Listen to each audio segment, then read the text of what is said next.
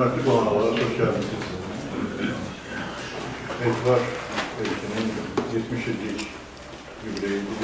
Hərçən yubileyi bizim sözü İslam sferasına heç dəxil deyil bu sözü. Amma hər halda bu söz bizim dilimizdə var, ona görə də o sözü işlədirik. 70 yaşını, 70 illiyini keçirdiyimiz Etibar kimdir? Bu suala mən iki kəlmə ilə çalışım cavab verin. Sonra onun xatirəsini yad edilmək üçün 70 illik bayramını keçirməkdən ötürü iştirakçılar, burada iştirak edənin ürəklərindən elə gəlir ki, Etibar boydan ələ yer var. Onlar bu sözlərində deyər və Etibarı daha yaxşı tanıyar. Bilirsiniz ki, Allah Teala insanı yaradanda, Adəm Peyğəmbəri yaradarkən onu palçıqdan yaratdı və öz nəfəsindən üfürəndən sonra o hərəkətə gəldi, dilə gəldi və adam oldu. Eyni zamanda ilk adam üç peyğəmbər oldu. Bədən və ruhun bir-birinə mütənasibliyi və yaxud da qeyri-mütənasibliyi insanın bu dünyada yerini müəyyənləşdirir, xarakterini, gələcəyə baxışını, insanlar ətrafında mövqeyini müəyyənləşdirir. Ruh məsələsi Sovet dövründə qəbul olunurdu. Hətta ruhu xəstəxana sözünə də biraz ironiya ilə baxırdılar ki, ruh yoxsa bunun xəstəxanası necə olsun? Amma ruh təbii ki var, ruhsuz insanlar var. Ruhsuz insanlara Bakı cəmaatı övlad-ı kərpic deyir. Yəni pişmiş gildən yaranmış bir məxluqdur, ruhu yoxdur. Ruh çox böyük qüvvədir və Quran-ı Kərimdə Allah Teala buyurur ki, səndən ruh haqqında soruşanlar, de ki, onun elmi Allahın qatındadır və insanlara çox az şey öyrədilib. Əlbəttə, çox az şey öyrədilib, heç nə öyrədilməyib demək deyil. Çox az nədirsə də, Allah Teala'nın öyrətdiyi o çox az nədirsə də, onu çox mükəmməl bilən Etibar ELkin bu biliklərini xalqla bölüşürdü. Bu biliklərdən istifadə edib xalqın ruhani sferasını, ruhi sferasını qoruyurdu və ətrafına topladığı insanlarla da rabitəsində, onlara öyrətmələrində ona əsas götürürdü ki, xalqı necə mühafizə, necə müdafiə etmək olar. Ona görə də insan institutu açdı, xalq biliciləri və ekstrasenslər birinci cəmiyyətini yaratdı. Ondan sonra insan institutu açdı və öz biliklərini bir neçə nəsil gənclərə öyrədə bildi. Və indi özünə ekstrasens deyənlərin ən yaxşıları Etibar Mərhumin tələbələridir. Əlbəttə, onlar müxtəlif sahələrdə işlədilər, həm tibb sahəsində, həm nücum sahəsində, həm psixologiya sahəsində fəaliyyət göstərirlər indinin özündə də və Etibar Mərhumin öyrətdiklərini tətbiq edirlər. Mənə gəlir ki, xalqımız bundan olur ki, uduzmur. Və etibarın, bu böyük etibarın qarşısında bizim necə deyirlər, çiyin borcumuzdur ki, onun xatirəsini yad eləyək, həmişə onu yaddan çıxarmağa qoymayaq. Tez-tez də bu məclislər keçirilirdi, doğum günündə də, həlaki günündə də bu məclisləri təşkil edən Fərqanə xanım, Etibarın qız qardaşı, mən belə bacısı demədim. Çünki o həqiqətdə də bir kişi mətanəti ilə bu işi, bu çətin işi öhdəsindən götürür və şərəflə də yerinə yetirir. Və bu, bugünkü toplantımızın da əsas səbəbkarı odur. Mənə elə gəlir ki, bugün heç kəsin ürəyində söz qalmayacaq, hamı danışacaq, hamı ürəyindəkiləri deyəcək və biz Etibarı həm öz tanıdığımız kimi, həm də başqalarının tanıdıqları kimi tanıyacaq. Birinci sözü Etibar Mərhumin çox yaxşı tələbələrindən biri olan və ixtisasca biyolog olan, eyni zamanda biologiya elminin Etibar Mərhumin dediyindən sonra daha təkmil öyrənib onu bir ixtisasçı kimi yüksək səviyyəyə qaldıra bilən Tünzarə xanım Elkin xatirəsini, həm ümumiyyətlə Etibar müəllimin öyrətdiklərinin sferasında ürəkdə olanları desə, xoş olur. Bugün Etibar müəllimin 20 il keçəndən sonra öldüyündən yenə də əgər insanlar bu sahəyə maraqlanırsa, deməli, parapsixologiya, ümumiyyətlə, insan haqqında elm, parapsixologiya insan haqqında, insan mənəviyyatı, ruhu aləmi haqqında olan bir elmdir. Və bu elmə maraq yenə də var, olacaq, güclənəcək. Hələ 1500-cü ildə fəaliyyət göstərən parapsixoloq deyirdi ki, mexaniki zədələrdən başqa hər hansı bir xəstəlik insanın ruhunun güclə düşməsidir. Etibar müəllim Azərbaycanda ruhu elmi cəhətdən öyrənməyə çalışırdı, müvəffəq olmuşdu. Çox yüksək səviyyədə onun dünya səviyyəsində kursları var idi. Həmin o kurslarda olan tələbələr indi bütün dünya üzrə fəaliyyət göstərir.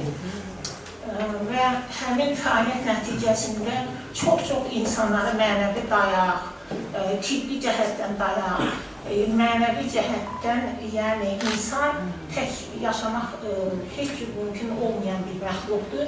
O cəhətdən onları bir-birinə birləşdirən bir insan amili kimi şəxsən mənim xəyalımda o həmişə qalacaq.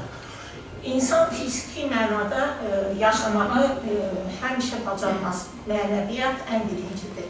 İndi 21-ci əsrdir. Yeni insan yaranır və yeni insanın bütün xüsusiyyətləri Etibar müəllimin hələ 20 il bundan əvvəl dediyi, yazdığı bütün o istiqamətlərdə indi daha çox bariz nəzərə çıxmağa başlayır. Hal-hazırda psixologiyada Etibar müəllimin 20 il bundan əvvəl keçdiyi dərslər, deməli, əsl illik səviyyəsi kimi, yəni elmi cəhətdən artıq psixologiya onları təsdiq edir və psixoloqlar o dərsləri keçir. Etibar müəllimin haqqında qısa avtobiografiyasını sizə danışmaq istəyərdim. Bəlkə də çoxu Etibar müəllimin Azərbaycanda nə fəaliyyətdə olmağını və kim olmağını 99% insanlar bilmirlər. Etibar müəllim 1948-ci ildə bu tarixdə, yəni 3 avqustun bu böyük bir möcüzə idi ki, həmin insan yazlıqları rayonunda anadan olmuşdu. 1971-ci ildə Politexnik İnstitutu bitirmişdi.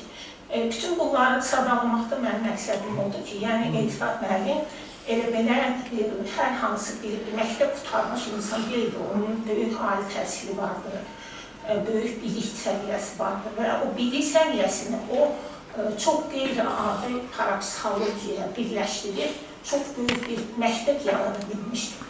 Həmin o məktəbin indi, deməli, o vaxt olan təəssüflər olsun ki, ittifaqda bütün o istiqamətlərin hamısında bəhslər keçirilirdi. Etibar müəllim 1980-89-cu illərdə Azərbaycan televiziyası və radio komitəsində jurnalist fəaliyyətini göstərmişdir.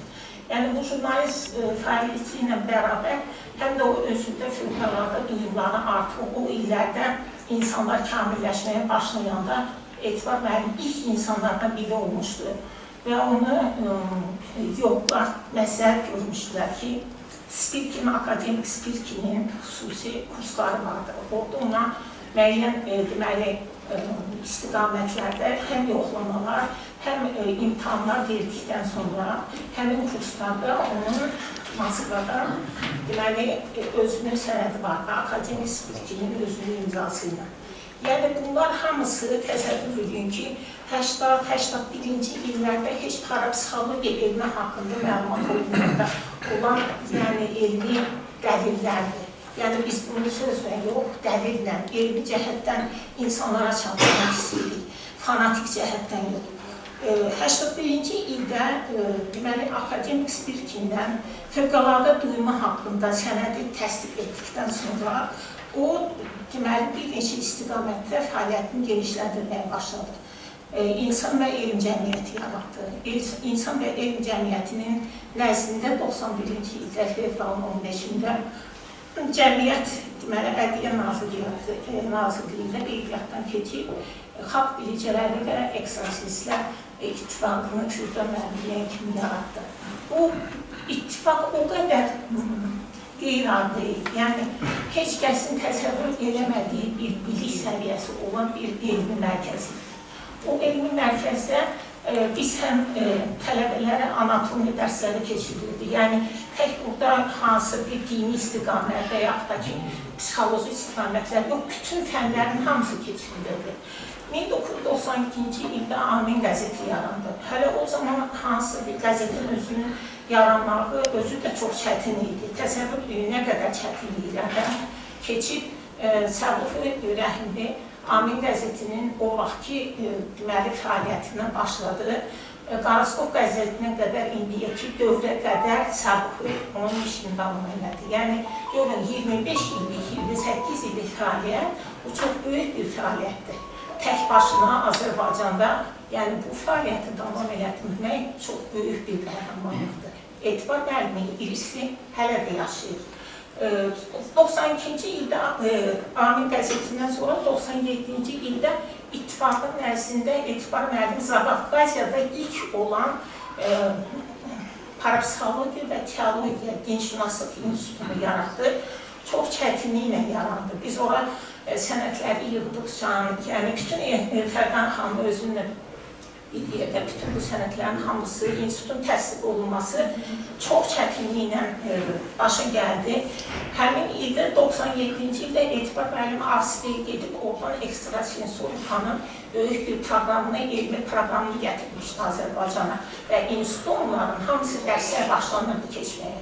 Təəssüflər olsun ki, gətirdən sonra bütün bu institutun işləri, fəaliyyəti, onlar da dayandılar.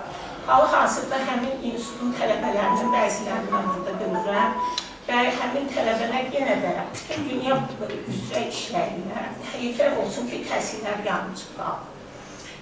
İttifaqın əsas məqsədi Etibar Elkin'in bulduğu istiqamət yalnız bir istiqamət idi. Azərbaycan olduğunda mübarizə. Azərbaycanı daha yüksək səviyyəyə, həm energetik, həm informasiya baxımından, həm insanlara yardım baxımından, həm can sağlığı, sağlamlıq, təbabət, o vaxt ki, bizim keçdiyimiz təbabət dərslərini hələ indi bizdə tibbi şeydə, farmakologiya kursunda yeni başlıqlar tədbir eləmək.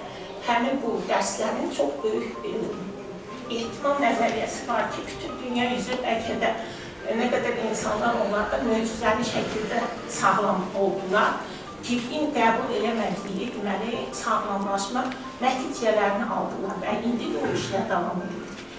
İttifaqın başqa bir işi də bəzi insanların fırıldaq və yaxud da ki, dərəcəsuzluq nəticəsində başqa insanları öz itaətinə salmaqdan qurtarmaq idi.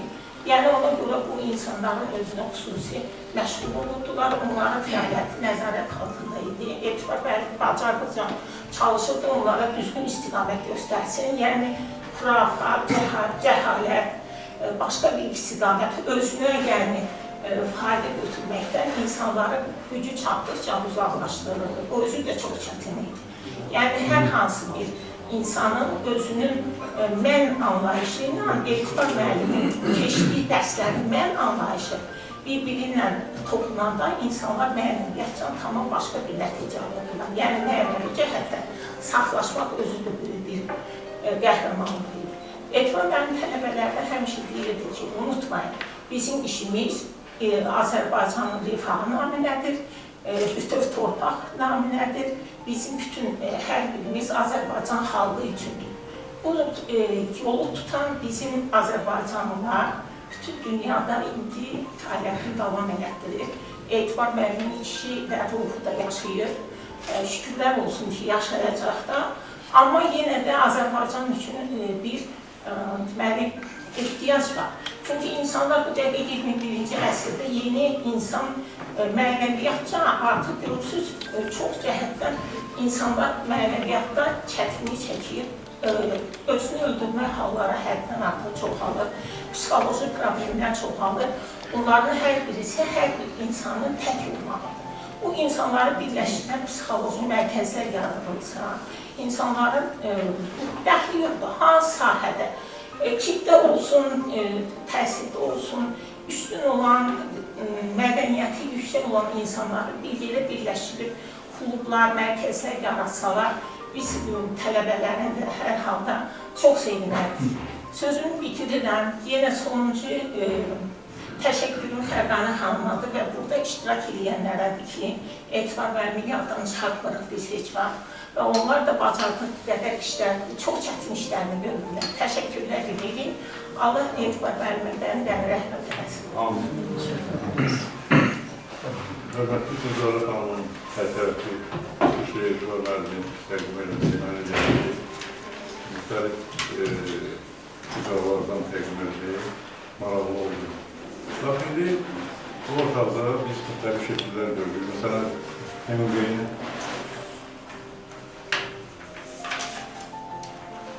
İndi şəklini görürük, yalnızca Elnur'un şəklini görürük. Son ola bilər ki, yaşlı şəkillərin burada yer var. O şəkilləri Etibar özü çəkir, əlinə çəkir.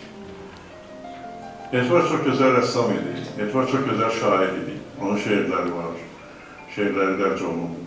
Birinci Yaşıl Budaqlar kitabında onun şeirlərinin bir toplası çap olunur. Ondan sonra da müxtəlif qəzetlərdə şeirləri var. Və nəhayət, həlakından sonra onun əsərlərinə ibarət məcmuələr çıxanda, orada da Etibarın şeirlərinə yer verir. Əsas da ən böyük işi görən Sabahidi söz alacaq, amma mən ondan qabaq istəyərdim, Etibar ELkinin və Untitled xanımı dediyi Azərbaycan mühitinə çox böyük təsiri vardı. Burada baş verən hadisələri, həm ruhani, spiritik, gizli hadisələri, həm də siyasi gedişləri çox gözəl bilirdi, görürdü. Xalqımızın xeyrinə və zərərinə gələn bu hadisələrin düzgün yolunu tapmaqdan ötürü o gənc siyasətçilər arasında da dostlar qazanmağa çalışırdı və onlara təsir göstərməyə cəhd edirdi. Öz elmi ilə, öz bacarığı ilə, öz fəhmi ilə xalqımızın hörmətini qazanmış, xalqımızın səadəti uğrunda çox-çox böyük işlər görmüş vaxtıyla. Gözəl siyasətçilərimizdən biri İsa Qədibər buradadır. Mənə əgər ki, onu dinləsək, Etibar olmalı, xoş gəlir.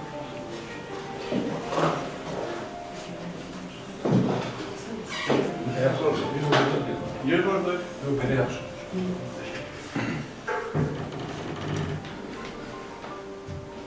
Çox sağ olun, söz verdiyiniz üçün bilmədim. Və Fərqanə xanıma xüsusi təşəkkür edirəm bugünkü tədbir təşkil edib və bizi dəvətlədiyi üçün. Hər bir millətin əsas sərvəti onun insanlarıdır. Neft deyil, qaz deyil, heç pambıq deyil və başqa kartof və s. kimi gözəl qiymətlər heç biri deyil. Millətin sərvəti onun insanlarıdır. Və hər bir insan böyük sərvətdir, amma seçilən insanlar tamamilə fərqlidir. Etibar bəy də həmin o seçilən insanlardan biri.